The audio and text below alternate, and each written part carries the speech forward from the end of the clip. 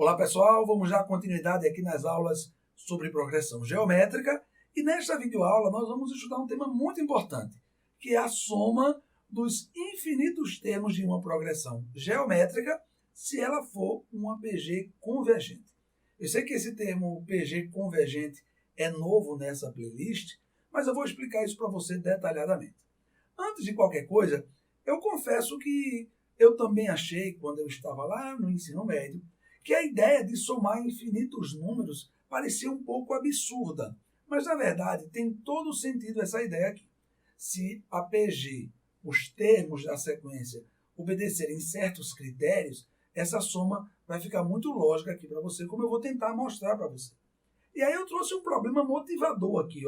Olha aqui no lado. Eu tenho esse quadrado daqui, eu vou utilizá-lo para introduzir a ideia que eu quero apresentar para você aqui, como somar os infinitos termos de uma PG, reforçando, se ela for uma PG convergente.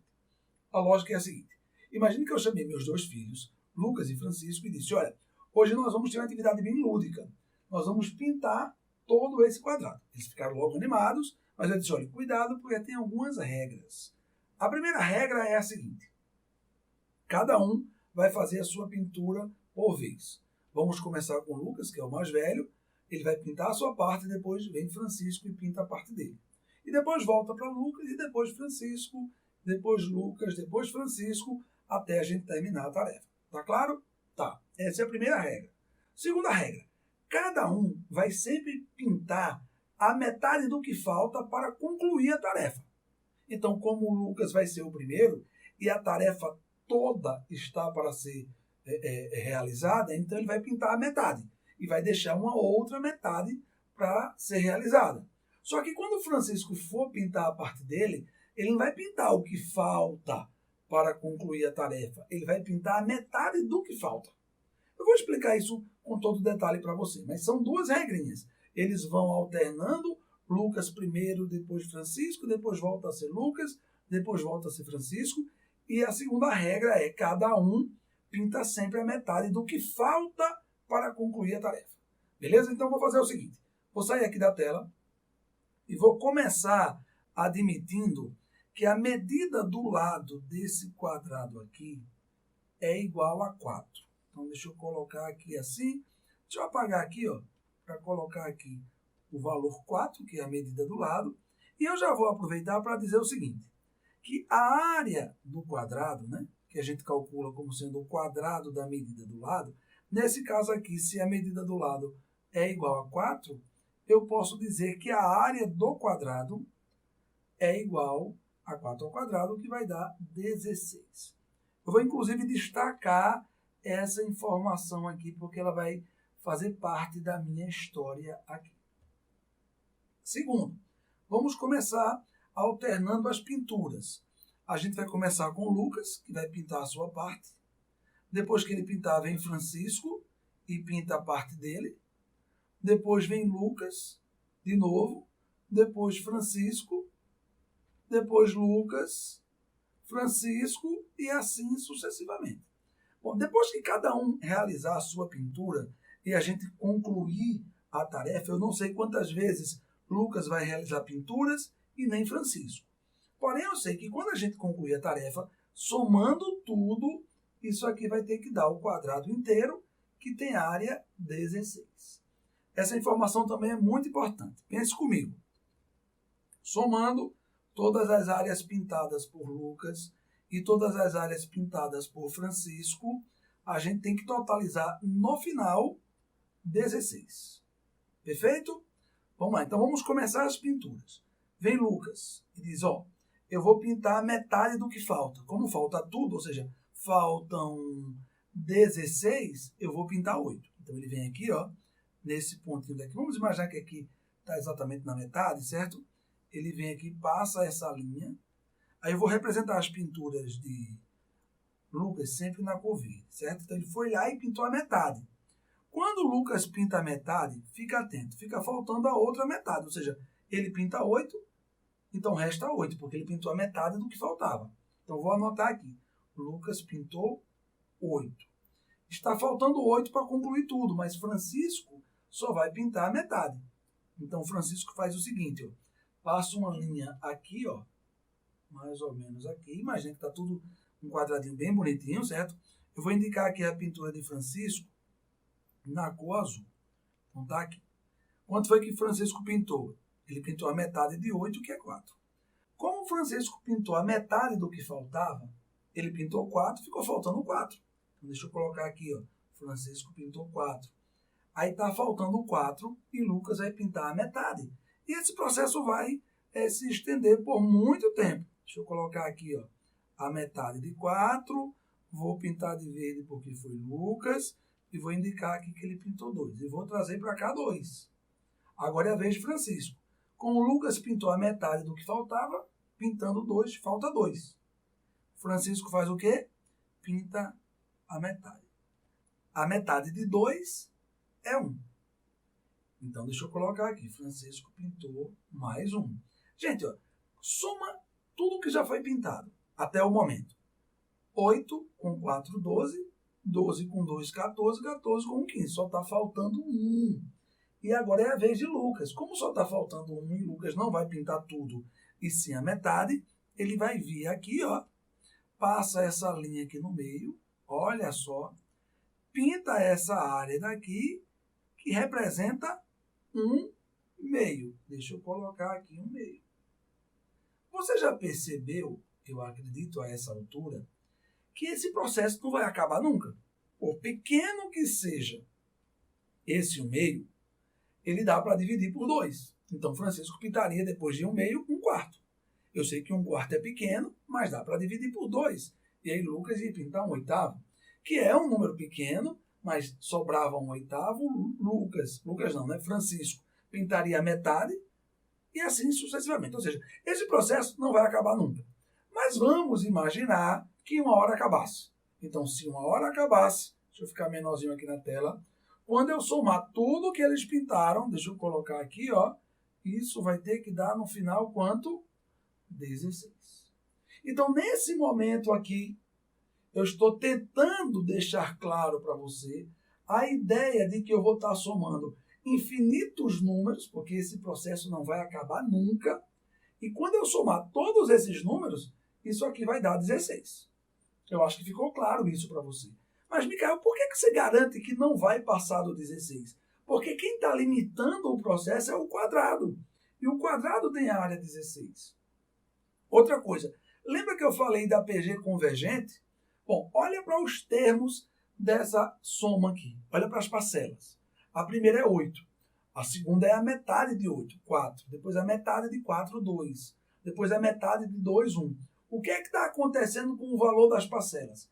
Eles vão ficando cada vez menores e vão se tornando valores cada vez mais próximos de zero. As áreas que serão pintadas logo serão tão pequenas, que vão ser tão próximo de zero quanto você queira. É por isso que a gente diz que ela é convergente, porque os termos da sequência convergem. E nunca vai chegar a ser zero, mas vão se tornando cada vez menores e convergindo para zero. Isso é o que faz a PG ser convergente. Aí, nesse caso daqui, tem todo sentido a gente somar esses termos e entender, né, por indução, que esse resultado vai dar 16. Porém, na videoaula anterior, na videoaula teórica anterior, a gente aprendeu que é possível somar em uma PG uma quantidade finita de termos. Mas como é que eu conseguiria uma fórmula para somar infinitos termos? Preste atenção. Deixa eu sair aqui da tela e usar como ponto de partida uma das fórmulas que a gente aprendeu aqui. Nós vimos que é possível somar os n primeiros termos de uma PG utilizando a seguinte relação aqui, ó. A1, que é o primeiro termo, multiplicado, entre parênteses, por Q elevado a n, menos 1, tudo isso dividido por Q menos 1. Claro, reforçando aqui, a razão precisa ser diferente de 1. Micael, o que é que essa fórmula tem a ver com o que a gente quer fazer aqui? Tudo. Vamos observar essa fórmula. Eu tenho aqui o valor do primeiro termo. Ele não depende da quantidade de termos que a minha PG tem. Pode ter 2 termos, 3, 4, 5, 6, 7. O primeiro termo é o primeiro termo, ele é fixo e pronto. Outra coisa que eu tenho aqui na minha fórmula é o valor da razão. A razão, ela também não depende da quantidade de termos. Porém, se você olhar nessa fórmula, deixa eu apagar essa marcação que eu fiz aqui. Se você prestar atenção, essa parte aqui da fórmula, ela depende da quantidade de termos que você vai ter na sua PG. E aí eu quero que você pense aqui comigo. Observe aqui, ó. Eu tenho uma sequência onde o primeiro termo seria 8, o segundo 4, o terceiro 2. Você percebe rapidamente que essas parcelas aqui estão formando uma progressão geométrica de razão 1/2. Afinal de contas, se você pegar esse 8 daqui e multiplicar por 1/2, você vai encontrar esse 4. Então vamos imaginar, por uma questão de simplicidade, que a gente fosse somar somente 10 termos. A gente ia ter que aplicar essa fórmula, concorda comigo? Aí eu quero que você venha aqui, ó, para uma observação que eu vou fazer aqui embaixo desse quadradinho aqui. Se eu fosse somar 10 termos, eu ia ter que calcular Q elevado a 10 aqui, certo? Eu vou fazer esse cálculo aqui fora. Eu teria Q elevado a 10. Olha, eu estou falando só de 10 termos. Isso daria 1/2, preste muita atenção, viu? Elevado a 10. E nesse caso, eu teria aqui o seguinte, 1 elevado a 10 que dá 1 e 2 elevado a 10 que dá 1024. Gente, dividir 1 por 1024 é menor do que dividir 1 por 1000. Né? Afinal de contas, quanto maior é o denominador, menor é o resultado. E 1 dividido por 1000 dá 0,001. Então, deixa eu apagar isso aqui e dizer que se eu fosse somar apenas 10 termos, eu teria Q elevado a 10, que é um resultado ainda menor que 0,01. Então, você percebe que se eu fosse usar essa fórmula, esse termo daqui, ele ia se aproximar de 0 e ia ficar ainda mais próximo de 0 se eu aumentasse a quantidade de termos. Afinal de contas, essa razão permite essa conclusão. Micael, qual é a moral da história dessa fórmula aqui? Bom, a moral é a seguinte. Como a minha PG ela é convergente, ela vai ter uma razão menor do que 1, sempre. E esse termo daqui vai sempre se aproximar de 0. E aí é como se eu pudesse pegar essa fórmula daqui e eliminasse esse termo, porque ele iria a 0. Se eu fizesse isso, eu sugiro que você faça isso como um exercício, você vai chegar à seguinte fórmula. Ó, a soma dos infinitos termos, que é assim que a gente representa, é igual a A1, vou colocar aqui somente A1, dividido por 1 menos Q. Isso aqui é uma arrumação que eu vou fazer nessa fórmula, né? É com esse termo aqui indo a 0. Vai ficar exatamente isso.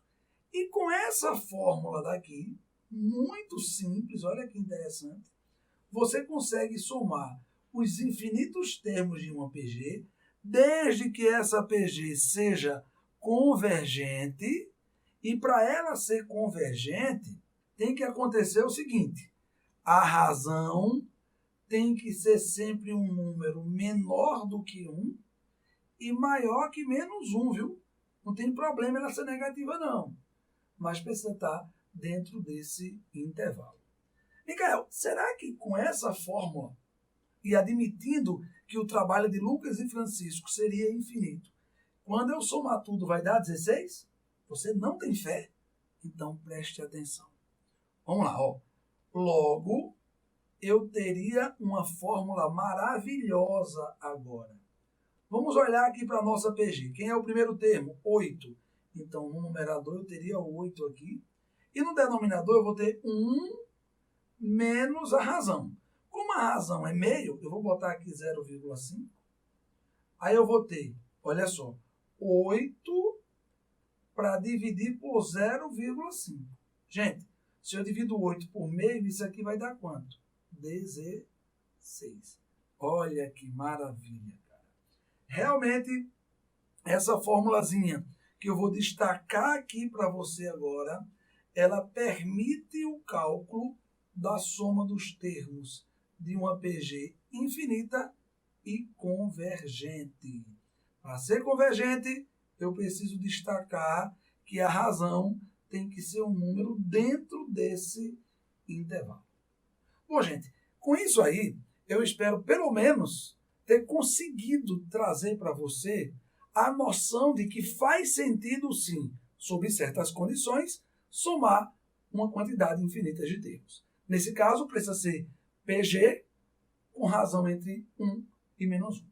Tá claro isso? Então deixa eu fazer o seguinte, colocar isso em prática.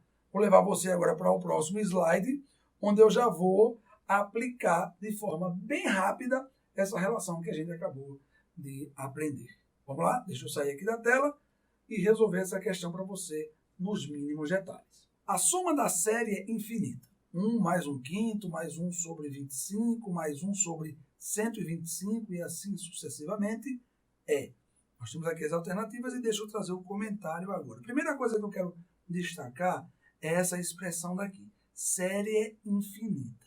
Gente, essa é uma expressão que a gente usa quando a gente quer somar os infinitos termos de uma sequência. Isso nem sempre é possível, mas a gente viu nessa videoaula que caso a sequência seja uma progressão geométrica convergente, é possível estabelecer essa soma. É o que vai acontecer nessa questão. Porque quando você olha para as parcelas aqui, você tem na primeira parcela 1, na segunda parcela 1/5, na terceira parcela 1/25. E aí você percebe que se multiplicar o primeiro termo aqui por 1/5, você vai descobrir o valor do segundo termo. Se você pegar o segundo termo e multiplicar também por 1/5, você vai descobrir o valor do terceiro termo.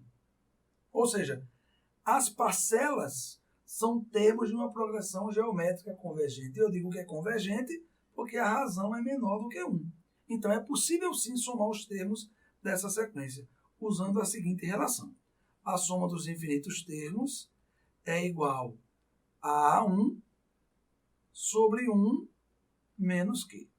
Agora é só substituir aqui, ó. Vai sair rapidão aqui esse resultado. Ó. O valor do primeiro termo aqui é 1. Aí você tem 1 menos 1/5. E agora é só efetuar esses cálculos aqui. Aqui no denominador eu tenho uma subtração para fazer aqui. E como eu tenho 1 menos 1/5, eu vou fazer o seguinte. Eu vou apagar esse 1. Vou transformá-lo em 5 sobre 5, porque 5 dividido por 5 vai dar 1. E a vantagem de ter feito isso é que eu passei até agora frações com denominadores iguais. E aí a subtração fica mais simples.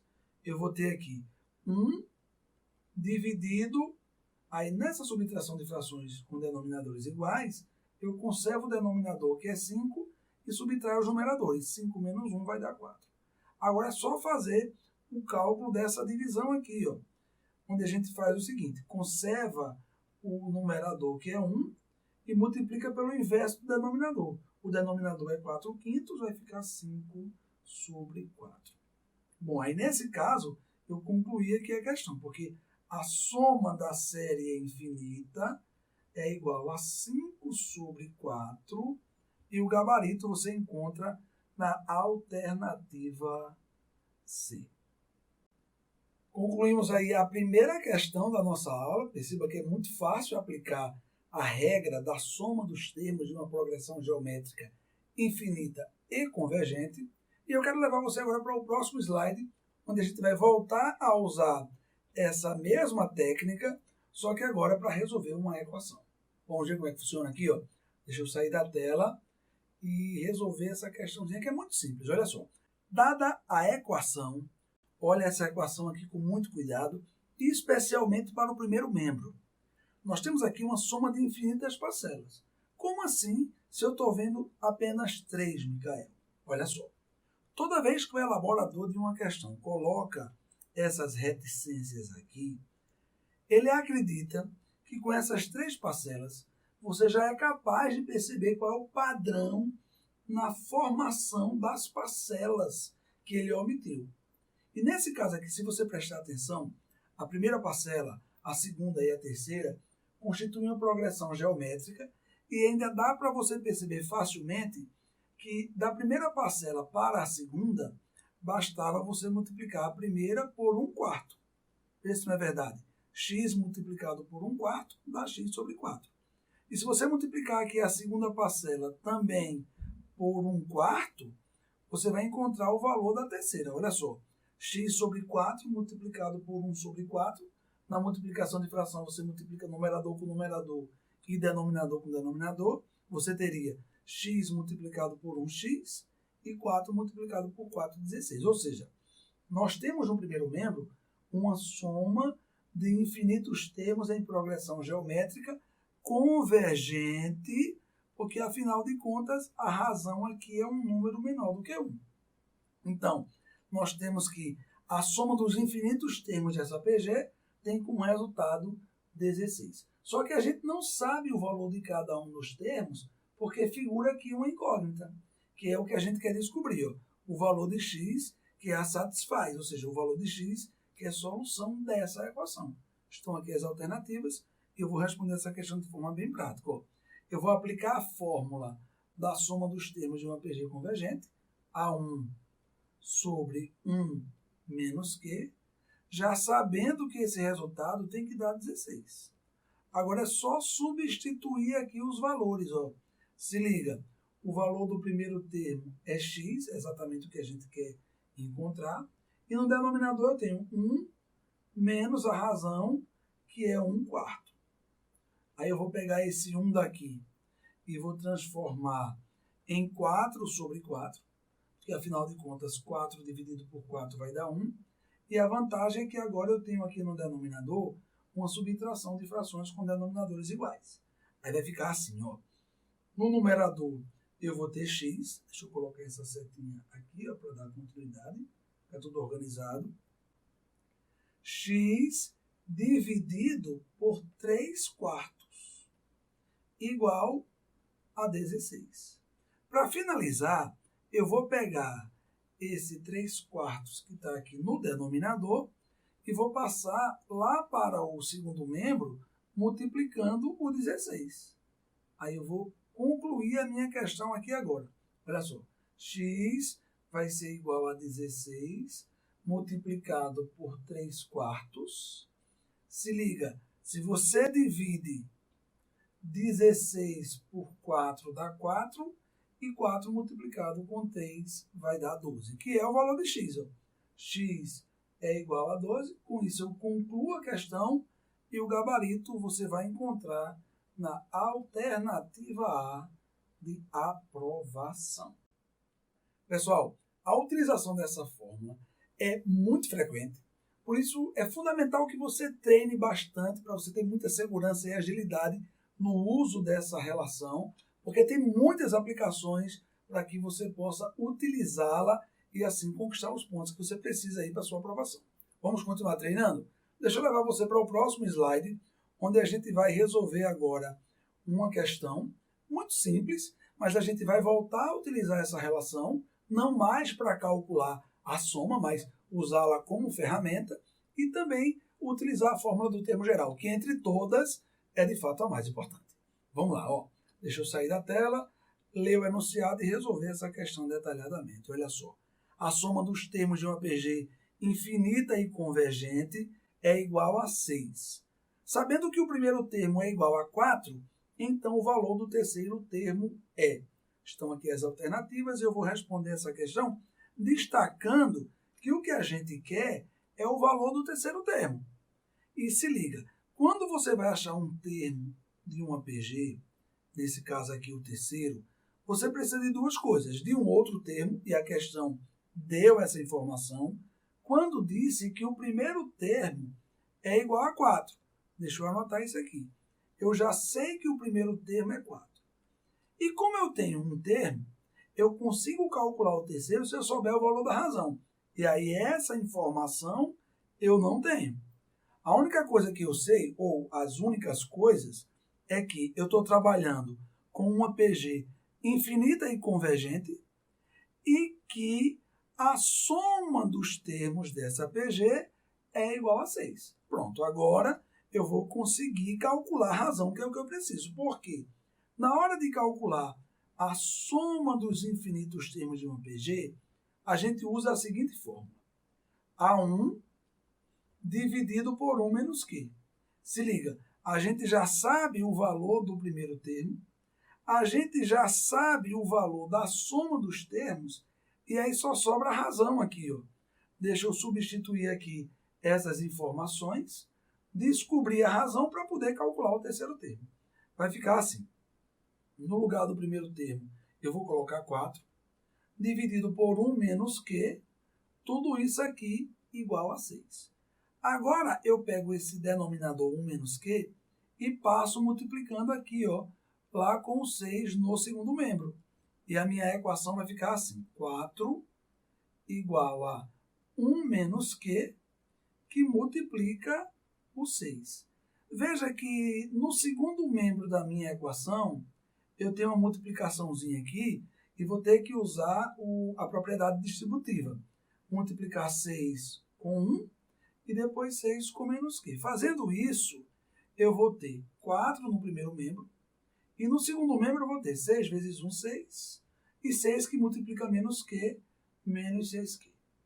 Para resumir isso aqui, eu vou pegar esse menos 6Q e vou passar para o primeiro membro, encontrando aqui, ó, 6Q positivo. E se eu pegar esse 4 do primeiro membro positivo e passar para o segundo membro, ele não vai negativo? Só que eu vou ter 6 menos 4, que vai dar 2. Aí, nesse momento, eu descubro o valor da razão, que é o que eu precisava. Não é o que eu procuro, mas é o que eu preciso. Q igual a 1/3 se você simplificar. Aí, nesse momento, onde eu acabo de encontrar a razão, eu consigo determinar o valor do terceiro termo, aplicando a fórmula do termo geral. Ó, se liga, o terceiro termo é igual a A1, que multiplica Q elevado ao quadrado. O valor do primeiro termo é 4, a razão é 1/3, e se eu elevar 1/3 ao quadrado, eu vou ter 1 sobre 9, deixa eu colocar logo aqui 1 sobre 9, e concluo a minha questão agora. Deixa eu anotar aqui. O valor do terceiro termo é igual ao resultado da multiplicação de 4 por 1 sobre 9, que vai dar 4 nonos. E o gabarito dessa questão você vai encontrar na alternativa D. Gente, é uma questão muito simples, espero ter ficado tudo muito claro. E sem perder tempo, eu quero levar você para o próximo slide, onde eu vou resolver aqui um probleminha aparentemente mais confuso. Olha só, o que é que essa questão diz? A solução do sistema, eu tenho aqui um sistema com duas equações e duas incógnitas, é tal que x mais y é igual a. Estão aqui as alternativas e eu quero trazer esse comentário aqui bem detalhado para você. Inclusive, durante essa aula eu já dei dicas suficientes para a gente responder esse exercício aqui. Mas vamos olhar para o sistema, e especialmente para essa primeira equação daqui. No primeiro membro, eu tenho uma soma de infinitas parcelas, apesar de visualmente você estar vendo 4. Porém, eu já disse e volto a reafirmar que quando um elaborador coloca numa equação como essa, essas reticências, dando a ideia de continuidade, ele acredita que nesse exato momento, a pessoa que está fazendo a questão já tem dados suficientes para perceber qual é o padrão de formação das parcelas. Inclusive, baseado nessas 4 primeiras, ele consegue já prever como são as parcelas que foram omitidas. E é exatamente essa estratégia que eu vou utilizar aqui para responder essa questão. Vamos lá? Deixa eu sair aqui da tela, porque eu não quero distrair você. Então, deixa eu colocar essa setinha aqui e olha só o que é que eu vou fazer com essa equação. E a primeira coisa a se perceber aqui é que essas frações, essas parcelas aqui, são termos de uma progressão geométrica. Outra coisa importante a se observar aqui, ó, é que há uma alternância de sinais. Menos, mais, menos. Você vai perceber que nós temos aqui uma progressão geométrica oscilante, ou seja, de razão negativa. Agora, preste atenção nessas frações. Momentaneamente, vamos esquecer os numeradores, porque são todos iguais, né? Esqueça esse sinal aqui por enquanto e os numeradores. Olhe para os denominadores. Eu tenho aqui, ó, 2, 6, 18, 54. Você vai perceber rapidamente que para sair de 2 para 6, de 6 para 18 e de 18 para 54, você tinha que toda vez multiplicar com 3. Ó. 2 vezes 3, 6. 6 vezes 3, 18. 18 vezes 3, 54. Já os numeradores, se eu esquecer esses sinais aqui, como eles se mantêm, é como se eu multiplicasse o numerador sempre por 1. Então, teoricamente, eu posso imaginar que eu teria a razão aqui, ó, sendo 1/3. Só que nesse caso vai ser menos 1/3 por conta dessa oscilação dos sinais. Então eu tenho aqui uma progressão de fato geométrica, uma soma dos termos de uma progressão geométrica. Como a razão está entre -1 e 1, essa progressão geométrica é convergente e a soma de seus termos está dando -1. Então, eu vou aplicar aqui no primeiro membro, para simplificar, a fórmula da soma dos termos de uma PG convergente. Vai ficar assim, ó. Já vou aplicar direto a fórmula para não perder tempo. Deixa eu colocar aqui o traço de fração, aí no numerador eu coloco o A1, deixa eu deixar assim mesmo, A1. Aí no denominador eu vou colocar 1 menos a razão, só que a razão é menos 1/3. Tudo isso igual a menos 1. Eu vou substituir o A1 depois. Deixa eu primeiro simplificar isso aqui. Aí eu vou ter A1. No denominador, gente, eu vou ter uma coisa bem interessante aqui. Menos com menos vai dar mais. Aí eu vou ter 1 mais 1/3. Isso tudo igual a menos 1. Só que para somar frações com denominadores diferentes, eu tenho que tirar o MMC. Só que como nesse caso aqui eu tenho 1, eu vou trocar esse 1. Eu já fiz isso nessa aula aqui algumas vezes. Eu vou trocar esse 1 por 3 dividido por 3. Porque aí eu tenho soma de frações com denominadores iguais. A minha vida vai ficando mais fácil, né? Aí eu vou ter aqui o A1, que eu vou substituir daqui a pouco, o valor dele. Aqui eu vou ter uma soma de frações com denominadores iguais. Conservo o denominador e somo os numeradores. 3 mais 1, 4. E aqui eu vou ter menos 1. Aí nesse momento, eu vou começando a encerrar esse cálculo daqui. Eu vou pegar esse 4/3 que divide no primeiro membro e vou passar multiplicando com menos 1. E aí eu vou chegar a esse momento daqui, ó, A1 igual a menos 4/3.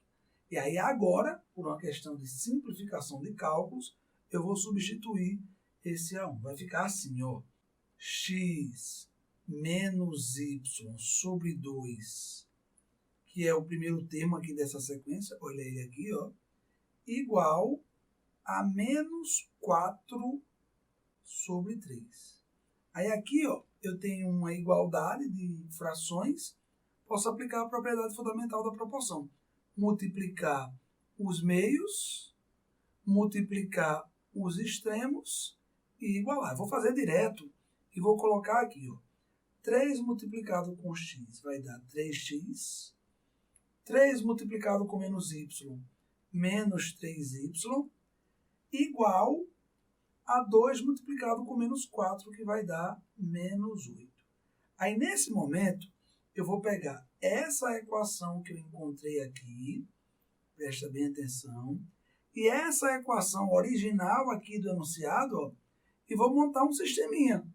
Vou resolver esse sisteminha que agora está mais simples, descobrir o valor de x e de y, e depois eu calculo aqui, ó, o valor de x mais y, que é o que a questão está querendo. Vamos lá? Vai ficar assim, ó, 3x menos 3y igual a menos 8, foi o que eu acabei de encontrar, e eu vou trazer essa daqui, ó, 3x menos y igual a menos 2. Se liga no que eu vou fazer aqui. Eu vou pegar essa segunda equação e vou inverter todos os seus sinais. É como se eu multiplicasse essa equação por menos 1. Então, vou ter aqui, ó, menos 3x, mais y e mais 2. Por que foi que eu fiz isso? Porque eu agora tenho aqui 3x e tenho menos 3x aqui. Isso significa dizer que se eu somar essas duas equações, eu vou conseguir anular esse primeiro termo aqui, porque 3x com menos 3x se anulam, e aí eu vou ter, preste atenção, menos 3y com y, isso vai dar menos 2y, e menos 8 com 2, isso aqui vai dar menos 6. E aí eu descubro o valor de y. Se eu pego esse menos 2 e passo dividindo o menos 6, eu vou descobrir que o valor de y é igual a 3. Deixa eu guardar aqui, ó, essa informação, porque além de precisar do valor de y, eu preciso também do valor de x. Aí eu vou fazer o seguinte aqui agora, ó. Vou pegar essa equação e vou substituir nela o valor de y. Vai ficar assim, ó. Deixa eu fazer cuidadosamente aqui. Menos 3x mais y, que é 3, mais 3, igual a 2. Só que quando eu pego esse mais 3 e passo para o segundo membro, ele vai negativo. Aí eu vou ter aqui o seguinte, ó.